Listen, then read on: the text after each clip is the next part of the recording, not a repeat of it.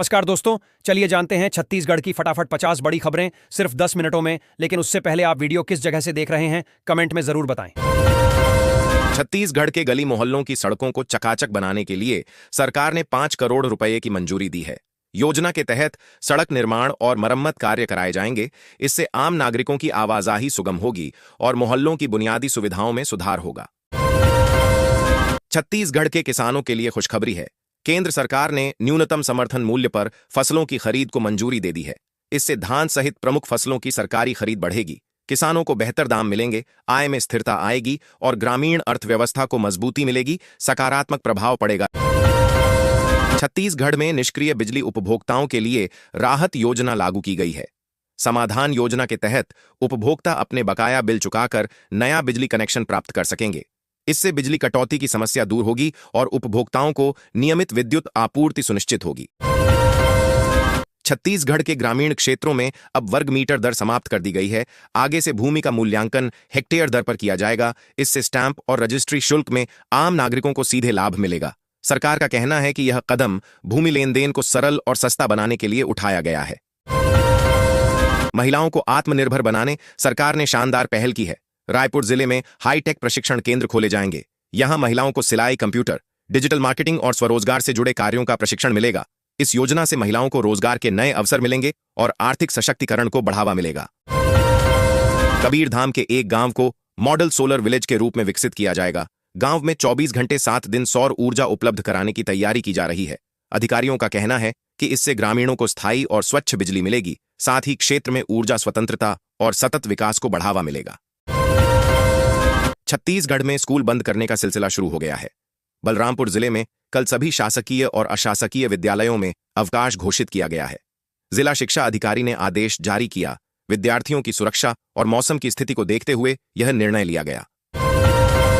बिलासपुर की हवाई कनेक्टिविटी को विकास के पंख लगने वाले हैं। सांसद तोखन साहू के प्रयास से एयरपोर्ट विस्तार हेतु 290 एकड़ भूमि आवंटित की गई है। 4C श्रेणी एयरपोर्ट और नाइट लैंडिंग की मंजूरी से बड़ी उड़ानों का संचालन संभव होगा। छत्तीसगढ़ में घने कोहरे के कारण 25 ट्रेनें निरस्त कर दी गईं। इससे यात्रियों में अफरा तफरी और भगदड़ जैसी स्थिति बन गई। रेलवे प्रशासन ने चेतावनी जारी कर सुरक्षित यात्रा के निर्देश दिए। प्रभावित यात्रियों को मार्ग बदलने और रिफंड की सुविधा भी उपलब्ध कराई जा रही है। धमतरी में भव्य और अत्याधुनिक हाईटेक बस स्टैंड बनवाने की योजना बनाई गई है। नए बस स्टैंड में आधुनिक सुविधाएं, यात्री सुरक्षा और आरामदायक इंतजाम होंगे। अधिकारियों ने निर्माण की प्रक्रिया शुरू करने और समयबद्ध तरीके से इसे पूरा करने का निर्देश दिया है। अब मरीजों को एक्सरे जांच की रिपोर्ट ऑनलाइन मोबाइल पर सीधे उपलब्ध होगी। इस सुविधा से अस्पताल आने जाने की जरूरत कम होगी और रिपोर्ट तुरंत देखने व डाउनलोड करने की सुविधा मिलेगी। स्वास्थ्य सेवा में पारदर्शिता और मरीजों की सुविधा दोनों बढ़ेंगी। छत्तीसगढ़ को सड़क विकास की बड़ी सौगात मिली है। राज्य में 664.67 करोड़ रुपए की सड़क परियोजनाओं को मंजूरी दी गई है। इन योजनाओं से सड़क नेटवर्क मजबूत होगा, यातायात सुगम बनेगा और ग्रामीण व औद्योगिक क्षेत्रों के विकास को बढ़ावा मिलेगा। छत्तीसगढ़ में प्रधानमंत्री आवास योजना के तहत आर्थिक रूप से कमजोर परिवार को पक्का घर प्रदान किया गया। इससे परिवार को सुरक्षित और स्थायी आवास मिला। अधिकारियों ने कहा कि योजना का उद्देश्य हर जरूरतमंद को आवास सुविधा उपलब्ध कराना है, जिससे जीवन स्तर में सुधार और सामाजिक सुरक्षा बढ़े। बड़े बकायादारों से बिजली बिल वसूलने में पावर कंपनी मुश्किल में है। आईएएस एसोसिएशन पर 64 लाख रुपए और विधानसभा पर 22 लाख रुपए बकाया हैं। कंपनी अधिकारियों का कहना है कि वसूली प्रक्रिया धीमी होने से परेशानी बढ़ रही है और अब सख्त कदम उठाने की योजना बनाई जा रही है। अवैध कब्जे पर बनी एक मस्जिद को प्रशासन ने कार्रवाई करते हुए ढा दिया। ग्रामीणों ने इस मामले की शिकायत डिप्टी सीएम से की थी। जांच में भूमि पर अवैध कब्जा पाए जाने के बाद नियमानुसार कार्रवाई की गई। प्रशासन ने शांति बनाए रखने की अपील की है। छत्तीसगढ़ में परीक्षाओं को तनाव नहीं, उत्सव के रूप में मनाया जा रहा है। इस अनोखी पहल में 81,000 से अधिक अभिभावकों ने सक्रिय भागीदारी निभाई। छात्रों का मनोबल बढ़ाने, सकारात्मक माहौल बनाने और परीक्षा भय दूर करने में यह प्रयास सफल साबित हो रहा है। बिलासपुर में अमृत मिशन योजना के तहत 100 करोड़ रुपए से ज्यादा खर्च किए जा चुके हैं। फिर भी शहर पानी की किल्लत से जूझ रहा है। नागरिकों ने प्रशासन से तत्काल समाधान की मांग की है। योजना की धीमी प्रगति और लीक पाइपलाइनें समस्या बढ़ा रही हैं। छत्तीसगढ़ के संविदा कर्मचारियों के लिए बड़ी खुशखबरी सामने आई है। सुप्रीम कोर्ट ने नियमित सेवा के पक्ष में फैसला सुनाते हुए कर्मचारियों के हक में मुहर लगा दी है। सालों से चल रही कानूनी लड़ाई के बाद इसे कर्मचारियों की बड़ी जीत माना जा रहा है। छत्तीसगढ़ के बाड़ेसट्टी में नक्सलियों की गोलीबारी की गूंज अब इतिहास बन गई है। यह क्षेत्र पहला नक्सल फ्री गांव बन गया है। सरकार ने यहां स्कूल और अस्पताल जैसी आधारभूत सुविधाएं विकसित करने के लिए 1 करोड़ रुपए देने का ऐलान किया है। छत्तीसगढ़ में निजी मेडिकल कॉलेजों में पीजी छात्रों से फीस के अलावा अतिरिक्त 6 लाख रुपए वसूले जाने की शिकायतें सामने आई हैं। छात्रों और अभिभावकों में नाराजगी है। उच्च शिक्षा विभाग ने मामले की जांच के निर्देश दिए हैं और वसूली के गैर कानूनी पहलुओं की पड़ताल शुरू कर दी है। धमतरी में खेलो इंडिया ट्राइबल गेम्स 2026 को लेकर जनजागरूकता प्रदर्शनी का आयोजन किया गया। प्रदर्शनी के माध्यम से नागरिकों को जनजातीय खेलों, खिलाड़ियों और आयोजन के उद्देश्य की जानकारी दी गई। आयोजन में युवाओं और छात्रों ने बढ़ चढ़कर हिस्सा लिया। कैदियों की सुरक्षा, स्वच्छता और भोजन व्यवस्था को लेकर प्रशासन सख्त हो गया है। कलेक्टर और एसपी ने जेल अधिकारियों को अहम निर्देश दिए हैं। उन्होंने साफ सफाई बनाए रखने, पौष्टिक भोजन देने और सुरक्षा व्यवस्था कड़ी करने पर जोर दिया ताकि कैदियों का जीवन सुरक्षित और व्यवस्थित रहे। छत्तीसगढ़ में वन विभाग ने विलुप्तप्राय पेंगोलिन को एक स्कॉर्पियो से जब्त किया। तस्कर वाहन छोड़कर फरार हो गए। 4 तस्करों की तलाश जारी है। वन विभाग ने पेंगोलिन को सुरक्षित संरक्षण में रखा और शिकार रोकने के लिए कड़ी कार्रवाई शुरू कर दी है।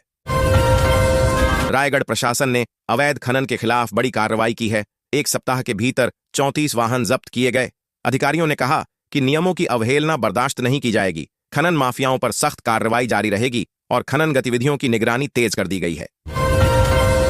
केंद्रीय बजट 2026 से 27 को लेकर तोखन साहू ने वित्त मंत्री निर्मला सीतारमण से मुलाकात की। उन्होंने छत्तीसगढ़ के लिए 3 अहम परियोजनाओं को शामिल करने का प्रस्ताव रखा। इन परियोजनाओं से राज्य के विकास और बुनियादी ढांचे को मजबूत करने की उम्मीद है। छत्तीसगढ़ में मधुमक्खी पालन किसानों के लिए मुनाफे का नया जरिया बन गया है। राज्य के कई किसान इससे लाखों रुपये कमा रहे हैं। यह पहल उन्हें अतिरिक्त आय देने के साथ साथ कृषि उत्पादकता और पर्यावरण संरक्षण में भी मदद कर रही है। छत्तीसगढ़ में मिशन अमृत 2.0 की स्थिति चिंताजनक है। केंद्र सरकार ने इसके लिए 1795 करोड़ रुपए स्वीकृत किए थे, लेकिन अब तक सिर्फ 477 करोड़ रुपए खर्च हुए हैं। अधिकारियों के अनुसार योजना की धीमी प्रगति और कार्यान्वयन में देरी से लक्ष्य अधूरा रह गया है।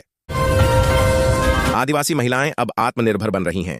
राष्ट्रपति द्रौपदी मुर्मू ने उनके सशक्तिकरण के प्रयासों की सराहना की। महिला उद्यमिता, कुटीर उद्योग और स्थानीय कारीगरों के विकास से समुदाय में सामाजिक और आर्थिक सुधार एक आया है। यह पहल महिलाओं को सम्मान और स्वतंत्रता भी प्रदान कर रही है। कांग्रेस के नए जिलाध्यक्ष और पदाधिकारियों का जोरदार स्वागत किया गया। इस अवसर पर नेता राजेश तिवारी ने भाजपा पर निशाना साधते हुए सरकार की नीतियों पर आलोचना की। उन्होंने संगठन को मजबूत करने और जनता के मुद्दों को उठाने का संकल्प भी जताया। आबकारी एक्ट के तहत एक दिन में 44 प्रकरण दर्ज किए गए।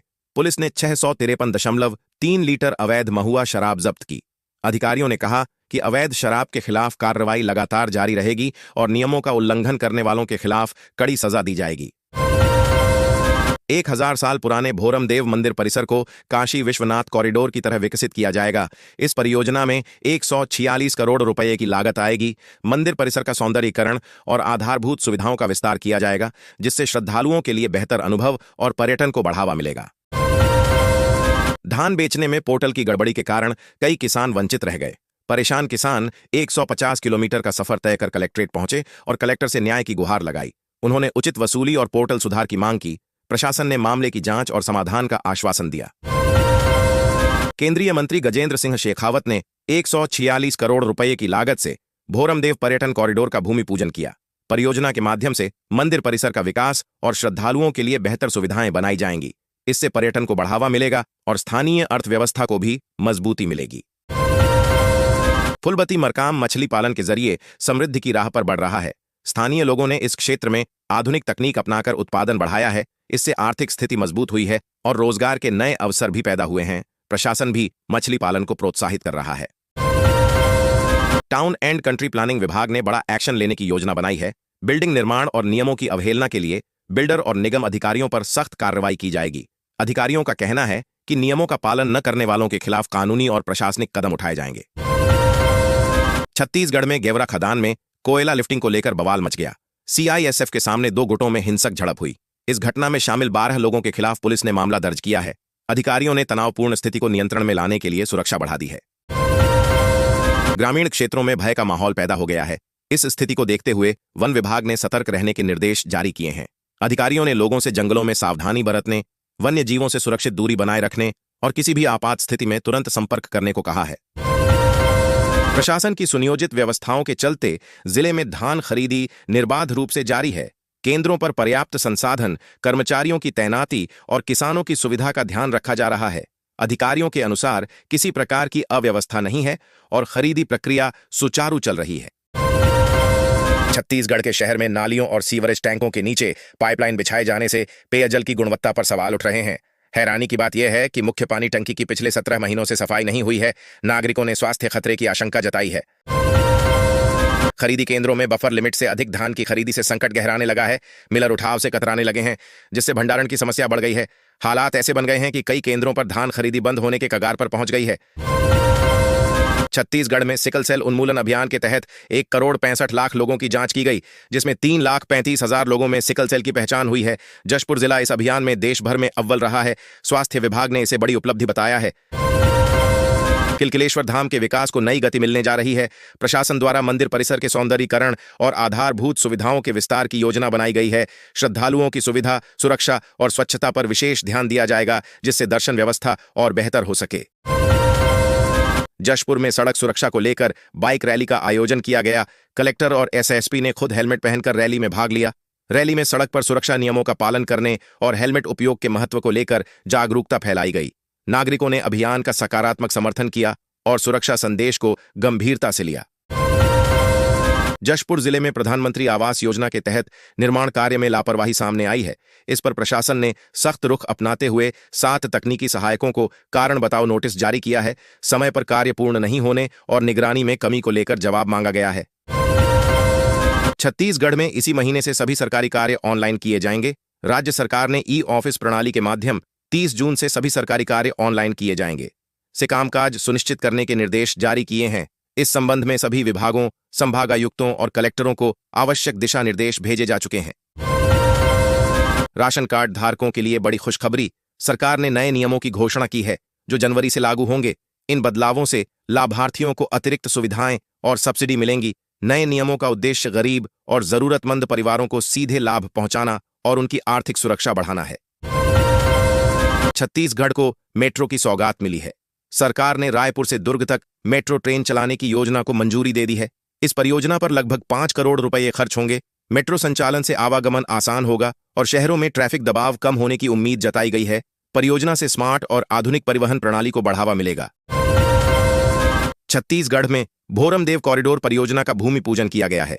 इस परियोजना में 146 करोड़ रुपए का निवेश। इसका उद्देश्य पर्यटन और स्थानीय विकास को बढ़ावा देना है, साथ ही क्षेत्र में बुनियादी ढांचे और सुविधाओं में सुधार करना है।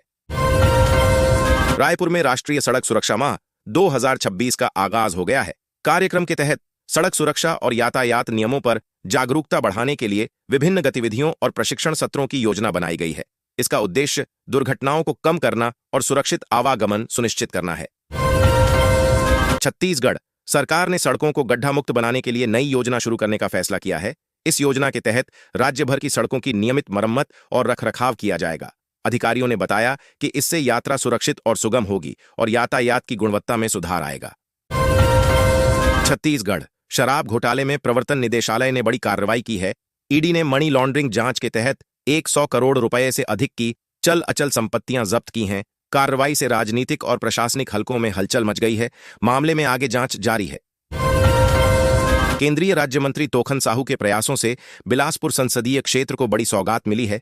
केंद्र सरकार ने 5 ऐतिहासिक तालाबों के कायाकल्प के लिए 28 करोड़ 5 लाख रुपए स्वीकृत किए हैं। परियोजना से जल संरक्षण, पर्यटन और स्थानीय विकास को बल मिलेगा। नए साल पर राज्य पुलिस सेवा के 16 अधिकारियों को प्रमोशन का तोहफा मिला। यह आदेश गृह मंत्री विजय शर्मा की पहल पर जारी किया गया। अधिकारियों की मेहनत और उपलब्धियों को देखते हुए यह कदम उठाया गया है, जिससे पुलिस विभाग में उत्साह और कामकाज की गुणवत्ता बढ़ेगी। नए साल से छत्तीसगढ़ के सरकारी कर्मचारियों को केंद्र सरकार के समान महंगाई भत्ता मिलेगा। राज्य सरकार ने इसे कर्मचारियों की आर्थिक राहत और जीवनयापन खर्च में सहारा देने के लिए लागू किया है। यह निर्णय कर्मचारियों के वेतन और भत्तों में वृद्धि को सुनिश्चित करेगा। केंद्रीय स्वास्थ्य मंत्री ने छत्तीसगढ़ में स्वास्थ्य सेवाओं को मजबूत बनाने के लिए उच्च स्तरीय समीक्षा बैठक की। बैठक में अस्पतालों की कार्यप्रणाली, आपातकालीन सेवाओं और रोग नियंत्रण कार्यक्रमों की प्रगति पर चर्चा हुई। मंत्री ने सुधार और सुविधाओं को बेहतर बनाने के निर्देश दिए।